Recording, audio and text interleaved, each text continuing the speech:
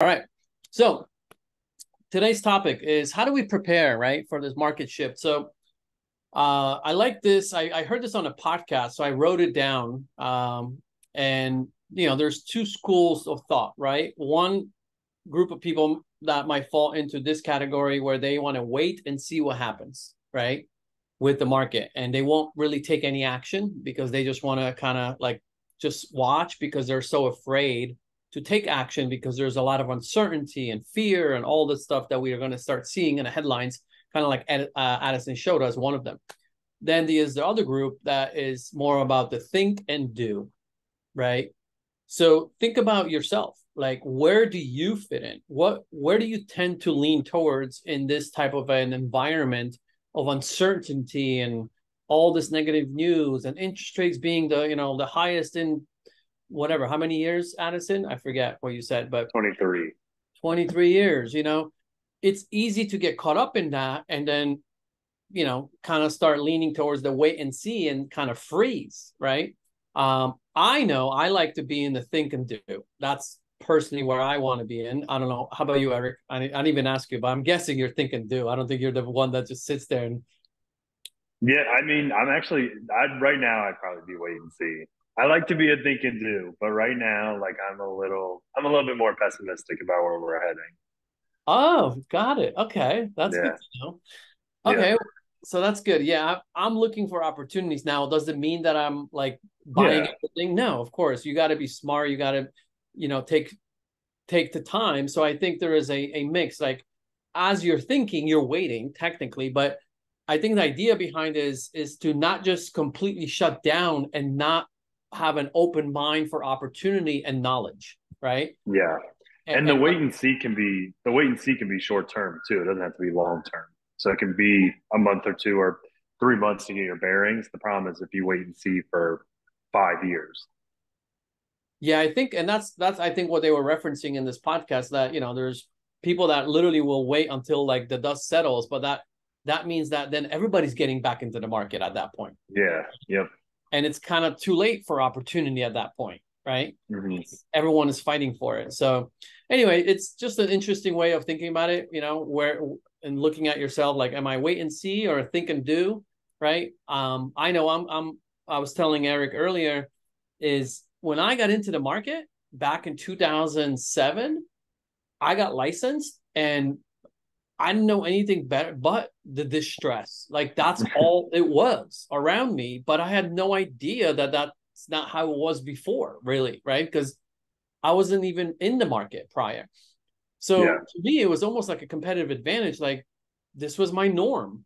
Oh, I'm gonna call the banks and I'm gonna do a short sale with the bank and I'm gonna present a hardship and I'm gonna negotiate. Like that's what I was learning because that's what the people that were in business at that moment, which were not many because a lot of the realtors got out of the business, right? A lot of investors got out of the business because they chose wait and see. They didn't really know how to navigate, but that's all I got into. So I was like, wow, this is crazy. Like I'm learning all of these new techniques, but to me, it was I had no other habits prior, right?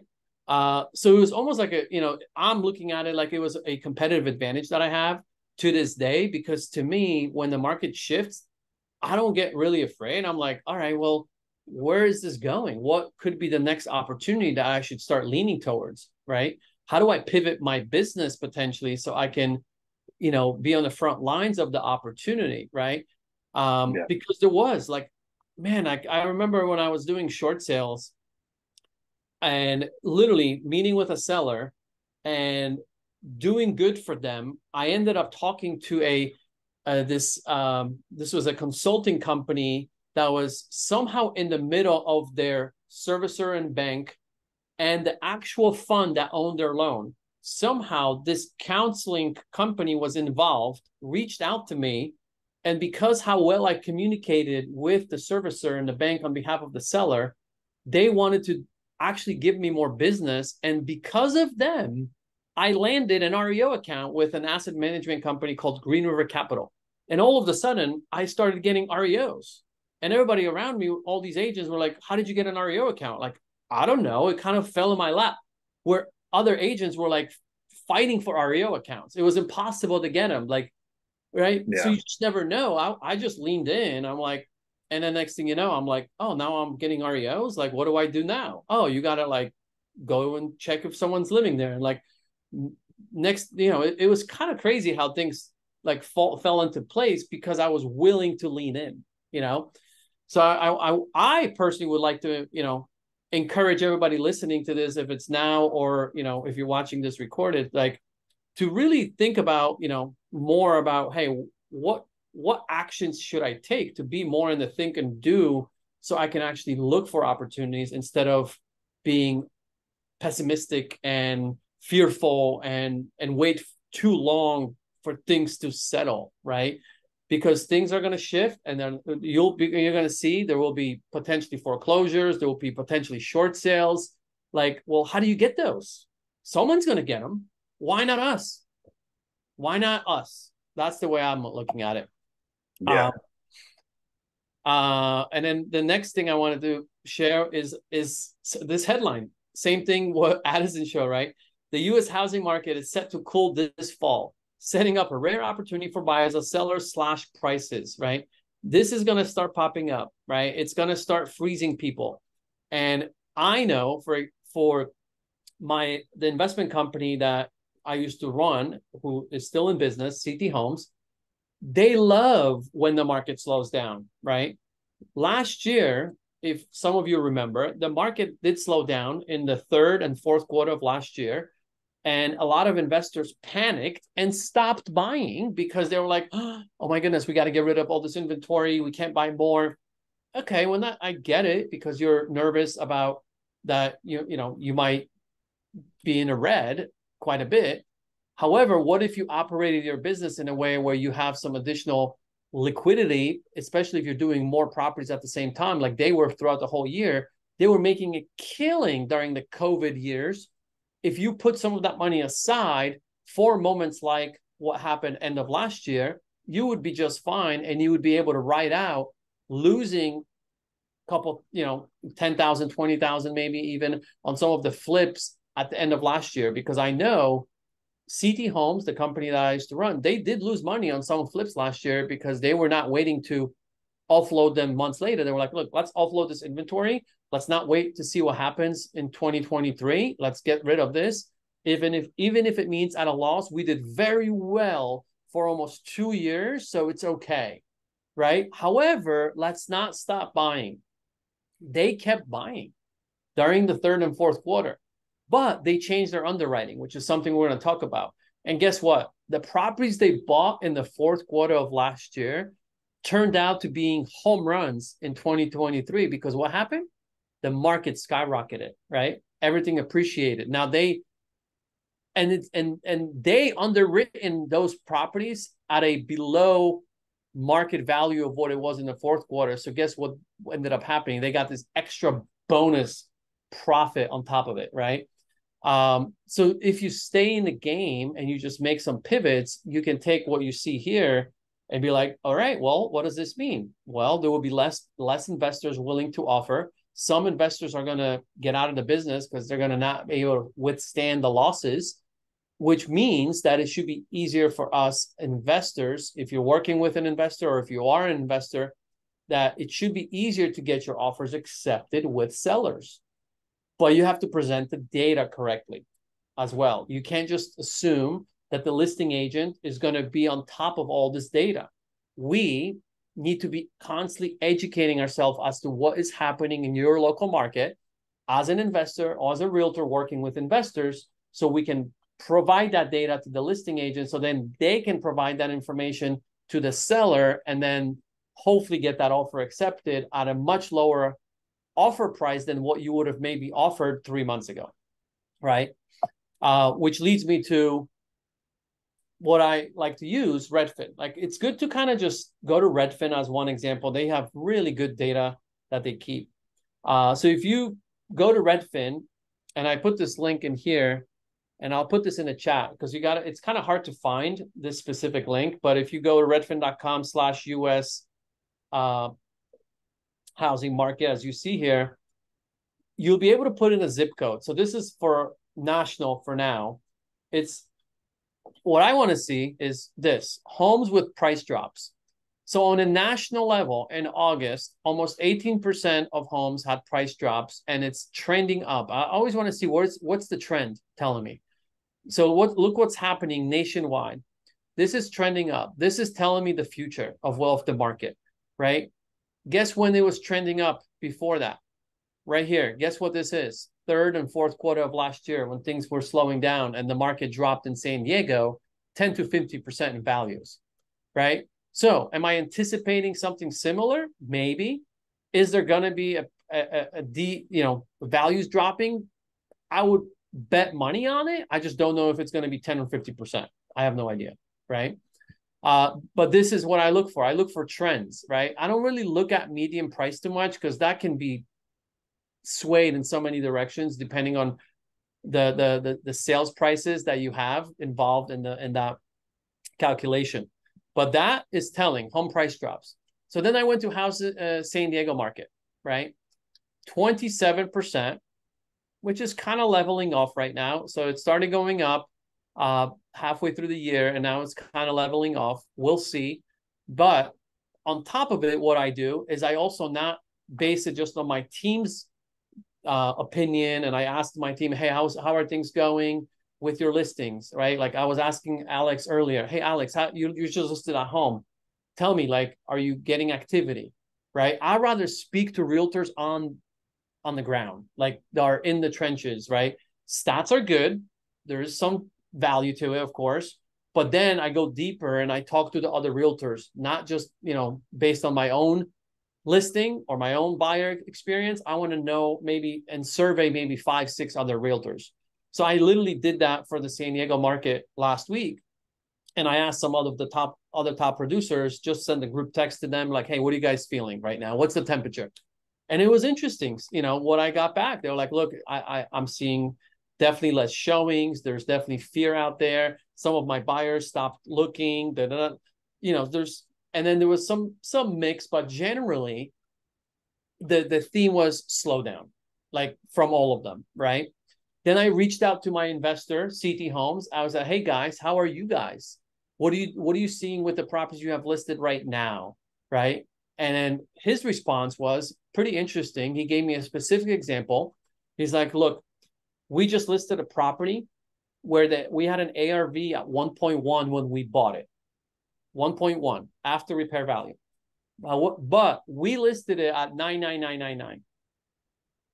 And they got, I think he said 5 or 6 offers. And because of that, they were able to get the top ones battle against each other. And they literally ended up selling that property for 1.165 right now.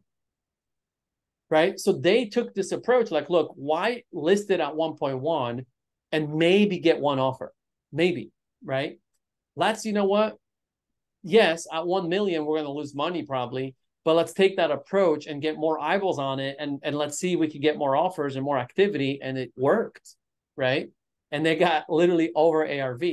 So it's kind of interesting, once you start digging and leaning into your network and start understanding what's happening, you can start making different decisions, right? As an investor or as a realtor working with investors and educating them. So talking about Redfin, I went to Tampa, which is now, Eric's favorite place, right? Look what we're seeing here. Homes with price drops going up almost at 40%, which is close to the peak where it was last year during the slowdown. And Eric, is that what you're feeling here in Tampa when you're out there? Are you seeing price drops? Yeah, it's pretty slow. We do like we've done some like house tours with other agents where we'll walk open houses, and I think everybody's feeling it.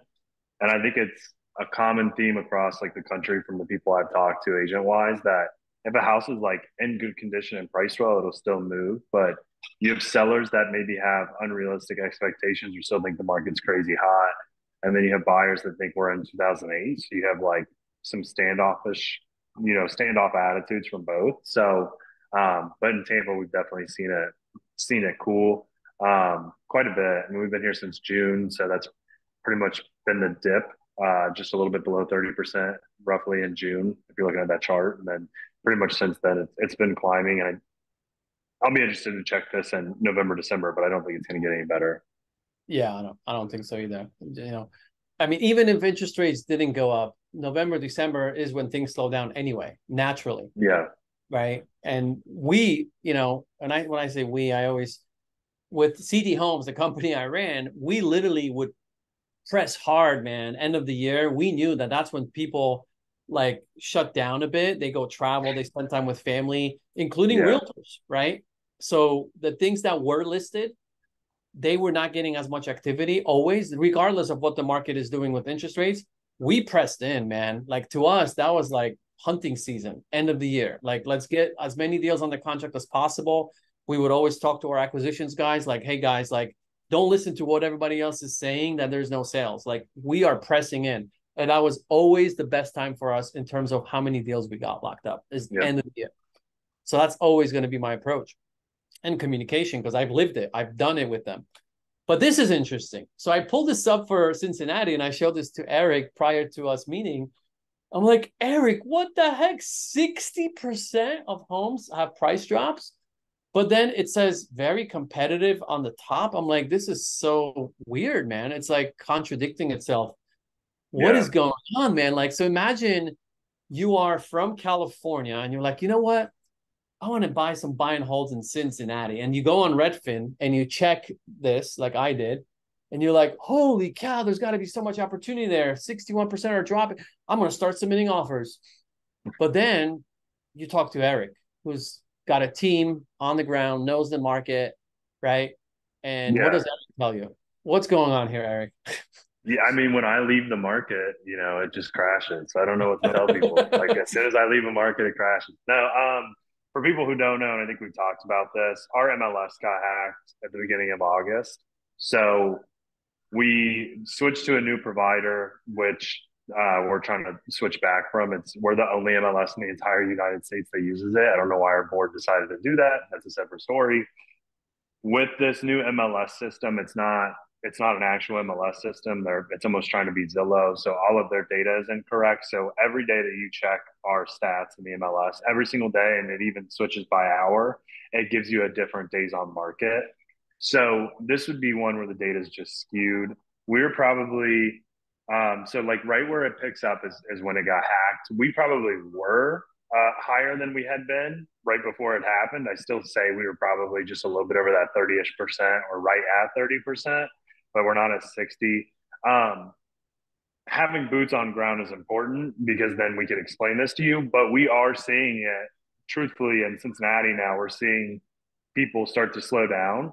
And it's becoming more common where, you'll have a conversation with an agent in Cincinnati. It's like, how's that listing going? And it's like, we're getting less activity. So that is happening.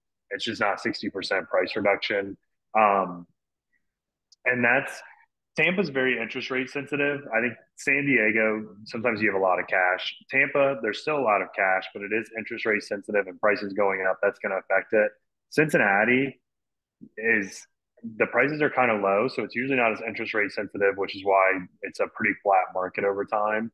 And the homes are a good enough price where somebody's going to buy cash. So 60%, I'd say no, but Yeah. um, Well, this was a probably good at a 30. good example of like, knowing people on the ground and not just going by what you see. And if you see something like this, dig deeper because this seems abnormal, right? Yeah, It's kind of like when you like comping out properties and then you see this one odd one that sold for like, 100,000 below what it should have.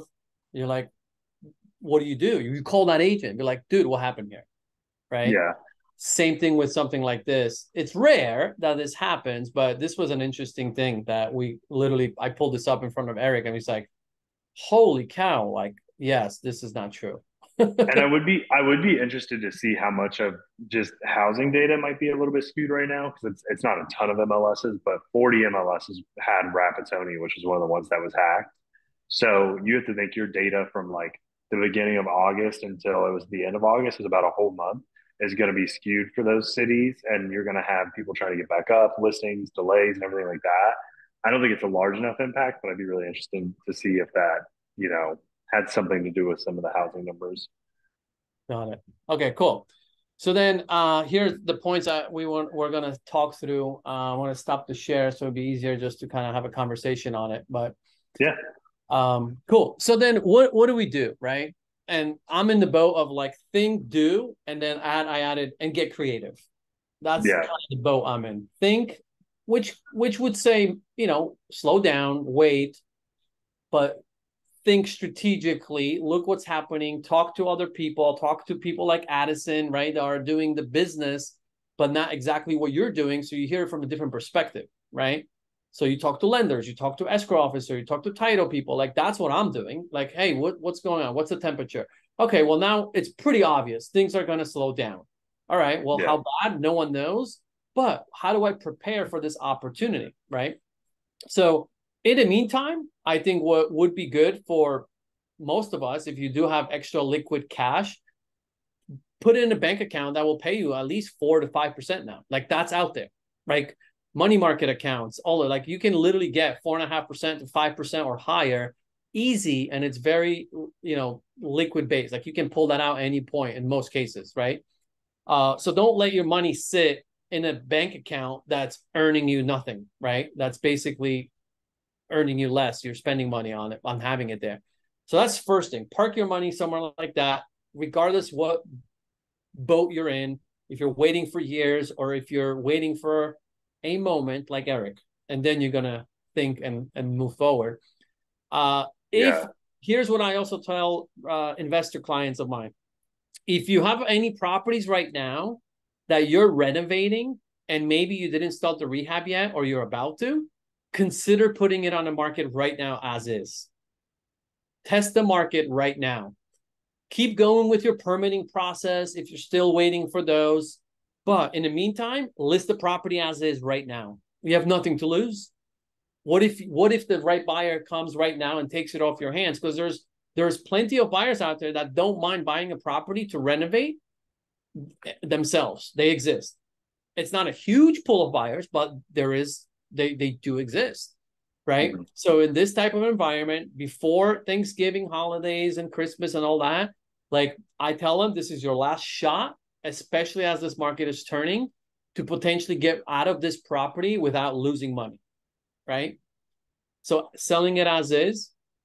And the other thing I tell, not just investor clients, but also traditional clients, like do not wait till mid-November to list your home. Like, like you might as well like not list it till January at that point, right? Yeah. Because you're going to hurt yourself. Because why? Like what we talked about, most people slow down, most people stop looking, and the few that are left, they want to deal. They're going to submit offers well below list price, most likely, right? They're going to ask for credits. I mean, that's what we will do as investors. Same thing. We're not going to offer list price on a beat up home. We're going to go below it because we know there's less competition, right? So it's the Yep. same with traditional sellers. So I just highly, I mean, I know some things are not, you can't control everything. And like we have a client right now that unfortunately, like we can't list until November 1st because it's occupied with tenants till end of October. And I don't know, we'll test the market for 3 weeks maybe and through Thanksgiving, end of the month. And then I'm probably at that point, if we don't get an offer, I'm probably going to tell her, let's take it off the market. Let's come back second week of January. Right. Because all it's doing, it's also creating days on market, and those things also start acting in a negative, have a negative impact for you.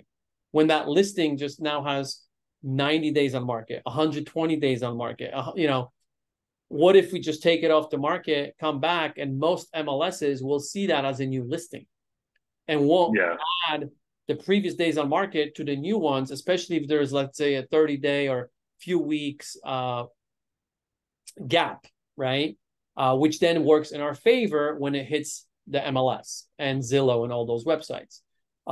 So I just know like not everybody's able to do what I'm telling them, but we'll do our best not to go live. If we have any control, let's do not list our property end of November, beginning of December. Anything you want to add to those points, Eric? Yeah. I know we had talked about this. Multiple exit strategies are going to be key. for anybody. So like making sure that like if you're just doing a flip, can you wholesale it? Can you rent it out? Can you do short-term rentals? The reason being because like when me and Randy started this last year, and November, December, we thought the market was shifting. That was a big reason for us talking about starting this. Like we were like, hey, it's going to shift. This for agents that work with investors, I tell every agent I talk to that works with investors, this is the time you should be excited because your business is going to go up. Most investors are going to lean into this time period. So if you're an agent and you're really stressed and you're like, what am I going to do with my retail clients? That's where I'd be going out and introducing myself to every investor I know that's going to buy a home. But we started this in November, December because the market was starting to slow, and we were like, okay, like, is this finally going to be the time? Like, that time last year, we were like, it's finally going to happen. Like, we didn't think it was going to be 2008. We were just like, hey, prices are going to come down. There's less showings. It was the same in Cincinnati.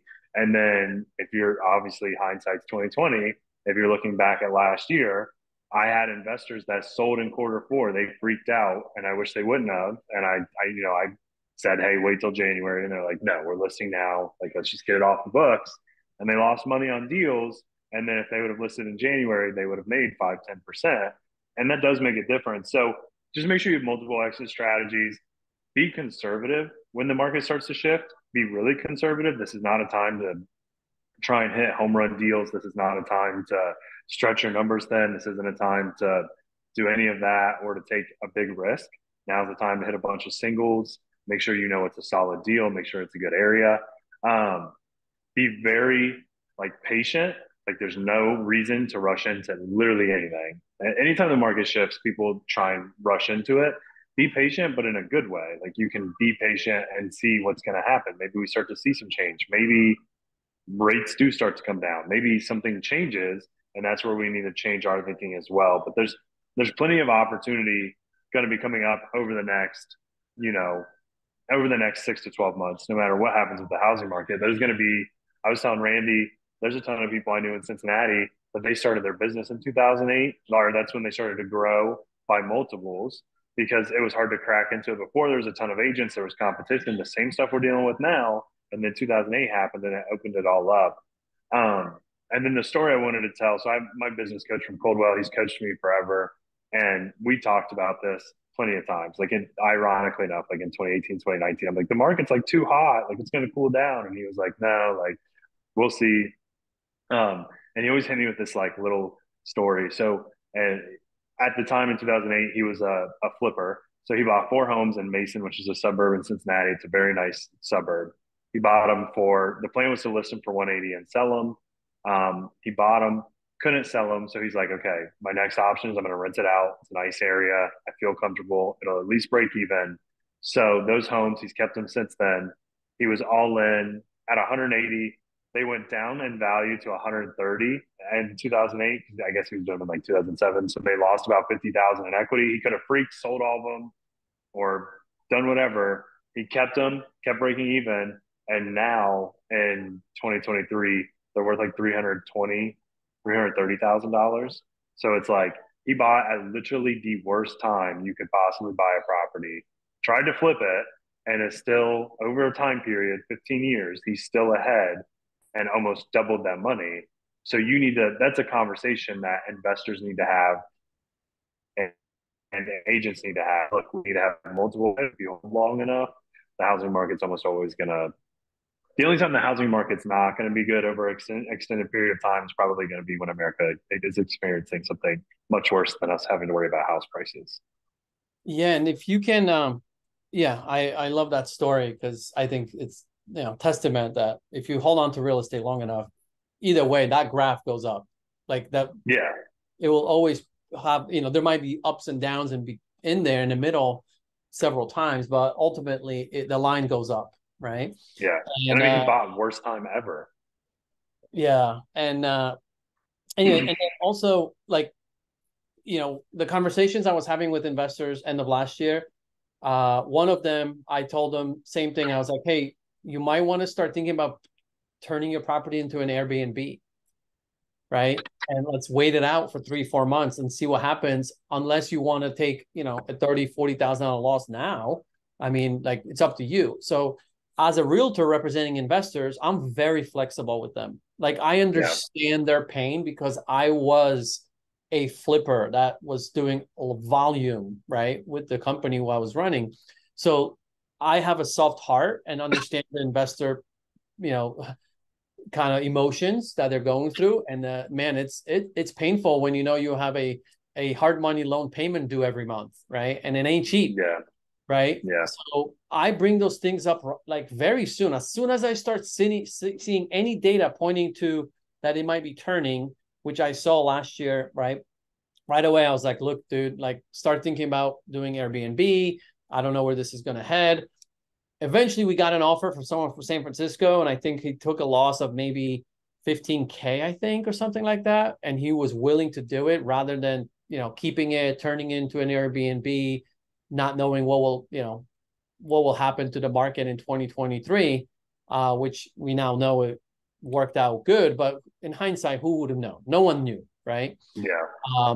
But I've had other investors do the same thing. Like they would do they actually did the Airbnb, wrote it out for as long as they needed to. And some of them, I think Alejandro, you might know him here from my other masterminds, Aldo. I remember he ended up keeping one of the properties because it started crushing on Airbnb for him. So then he was like, all right, well, I'll just keep this house, because this is a moneymaker, man. So you just Yeah. never know. You can turn, a dud into a stud, like we call it back, when I in our education days. But so yeah, I think multiple exit strategy is important. And I think about, is there an opportunity maybe, to add an ADU if you're looking to hold on to it because the market is turning.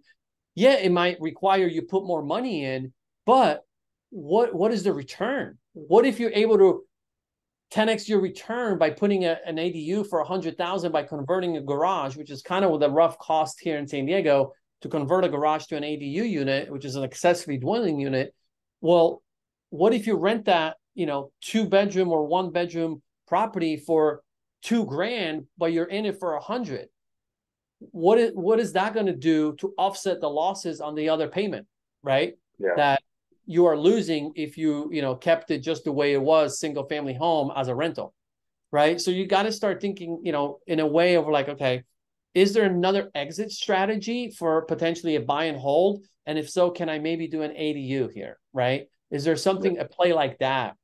But I would think about this prior to even buying that house, if you can, right? Yeah. So if you're that realtor working with investors, like I challenge you to think that way, because honestly, investors will respect the heck out of you.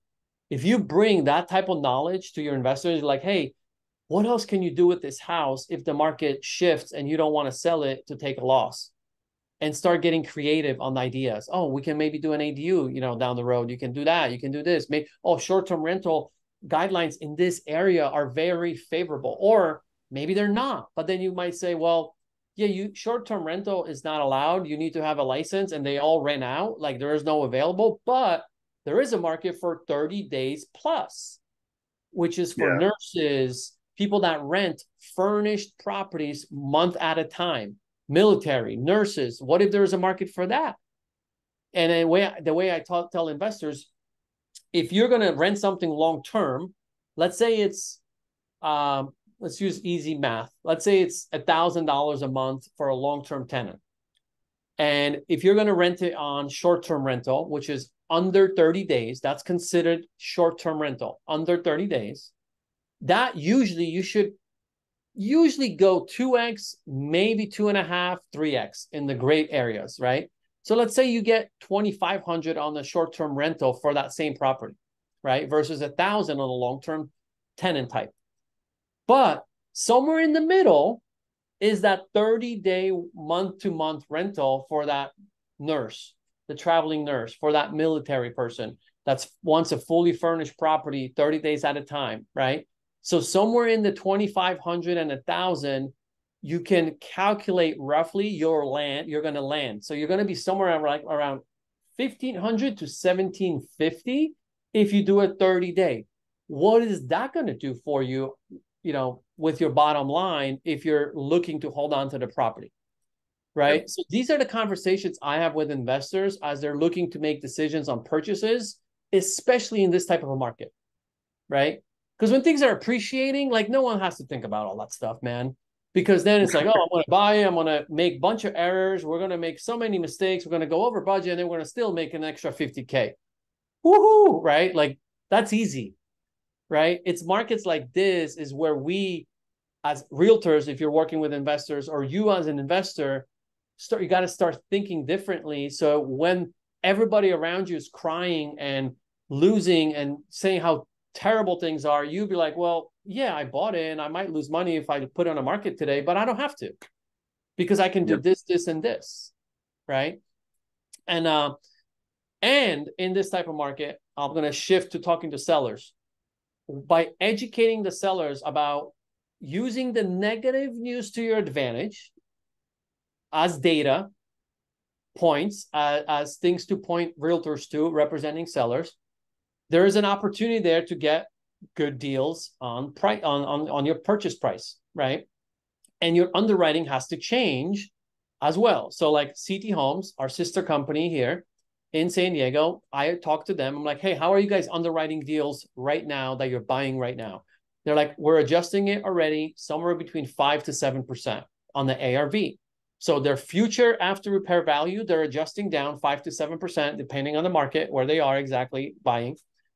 So that way, if the market shifts, they're okay. They should be able to sell the property, either break even or still make money, right?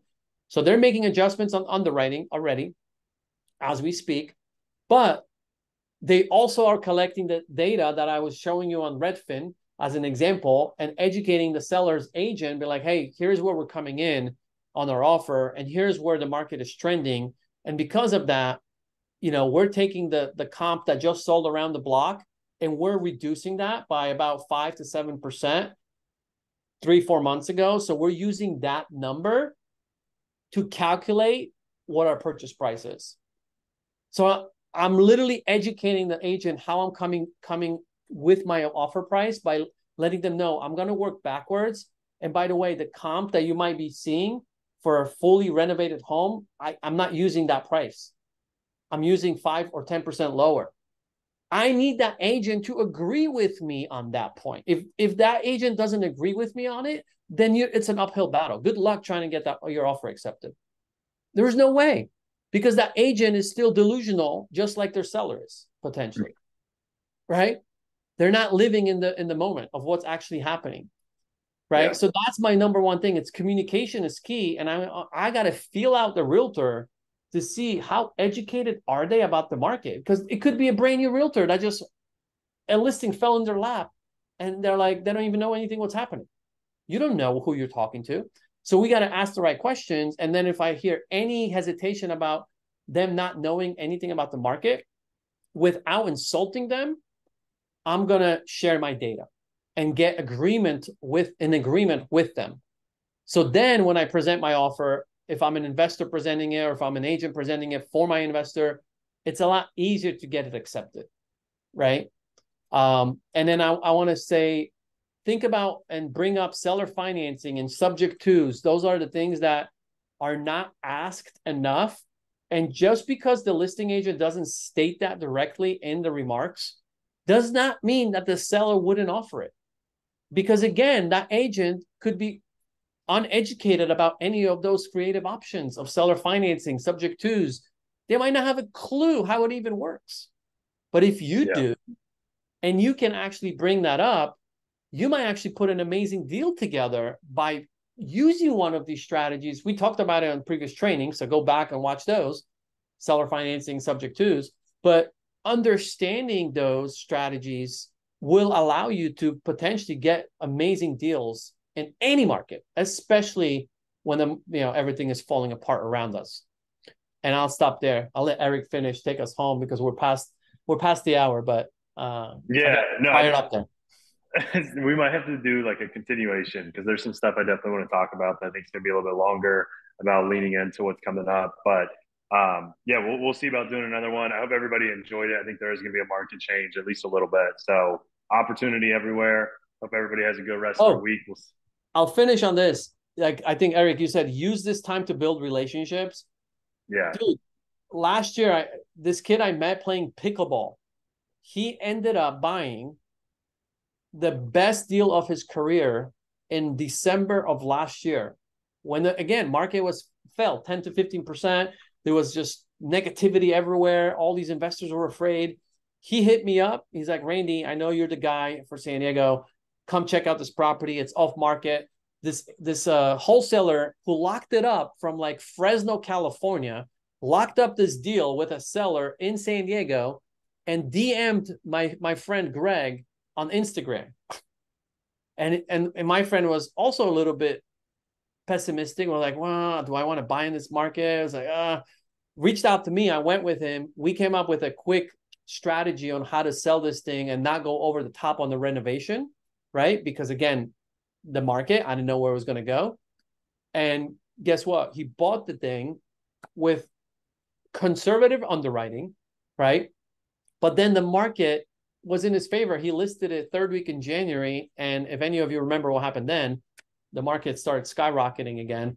He made, I think, 130 grand. It was the biggest deal of his career. And he bought it in the worst time of last year. The worst time of last year. For So sure. deals are out there in any market. Now, he was conservative. Even if the market didn't go up, he would have made probably 90 grand on that deal, right? Yeah. So I want to finish with that because I think that was amazing. I'm hoping to bring him on one of these days because he's a young stud, man, that's just crushing it and, is willing to not just wait. He was willing to think and go, but he didn't do it himself. He reached out to someone like me to get a secondary opinion on strategy. And because of that, it made him feel comfortable to go and buy the property. So that's all I got to say. We'll finish there. Awesome. All right. Okay, See you guys in see you 2 weeks. in a couple of weeks. Perfect. See you guys. See you.